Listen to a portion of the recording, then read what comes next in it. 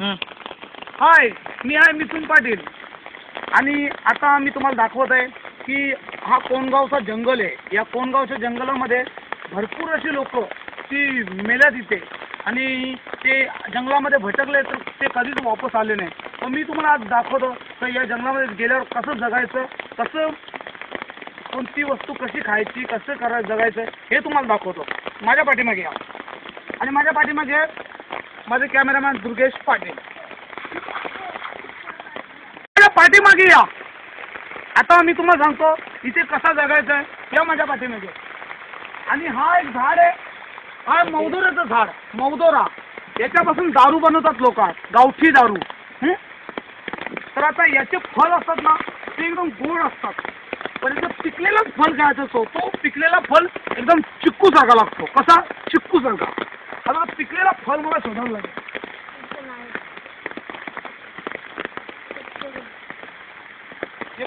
हे पोपटा बिपटा मी खाल्लेले आहेत. मला पिकलेला फळ त्याच्यासाठी मला वरती चढावं लागेल.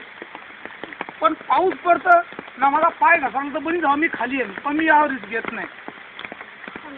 अरे हा, त्याच्या बाजूला एक अजून एक झाड आहे, त्याला बोलतात भोपर. हा स्वादिष्ट असतो, पण याला कच्चा कधी खायचा नाही. कच्चा खाला की आपला गला बसला. त्याला खायचा पिकलेला.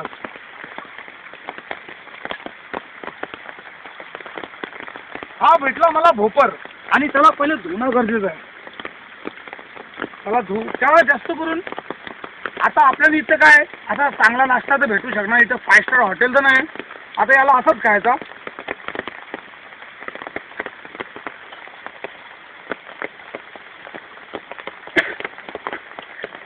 हा तर एकदम खुबरीसारखा आहे, एकदम चिकाट चिकाट. पण तरी पण मला खायला लागेल, कारण की अशा या जंगलामध्ये काहीतरी पोटाला आसरी भेटेल असा जगलो पाहिजे आपण, म्हणून काही पण खाणं गरजेचं आहे. हाँ बघा, ये है नीम का पेड़, मतलब नीम का पेड़. और इसके जो फल है ना, फल वो बहुत ही टेस्टी रहते हैं. लेकिन इसको ऐसे नहीं खाना चाहिए. उसको अपना पान जैसे खाते ना, पान जसं खातो ना त्या पानामध्ये याला टाकून खायचं तेव्हा ते टेस्टी लगता है.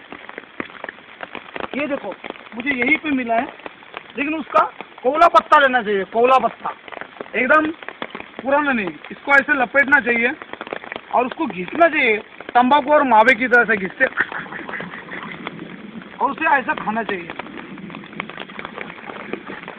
ये इंसानी की बस्ती थी. यहाँ 100 साल पहले यहाँ पे बीट भट्टी चलती थी, मतलब बीट बनती है.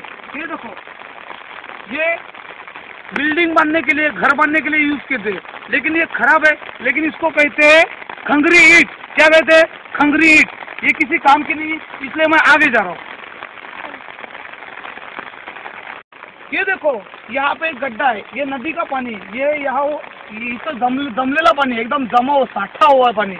इसे मैं पी सकता हूँ, लेकिन मुझे बहुत प्यास लगी है, इसलिए ये बहुत गंदा पानी है. इसे पीने के लिए इसे पहले उबालना पड़ेगा. पण आता याला मी पाण्यावर उकळू शकत नाही, मेरे पास माझ्याजवळ काहीच नाही, इसलिए मैं इसको ऐसे ही पी सकता हूँ. ये देखो, इस पानी को ऐसा छानना चाहिए पहले, फिर पीना चाहिए. ये देखो पानी मेरे हाथ में. अभी मेरा पानी का काम तो हो गया.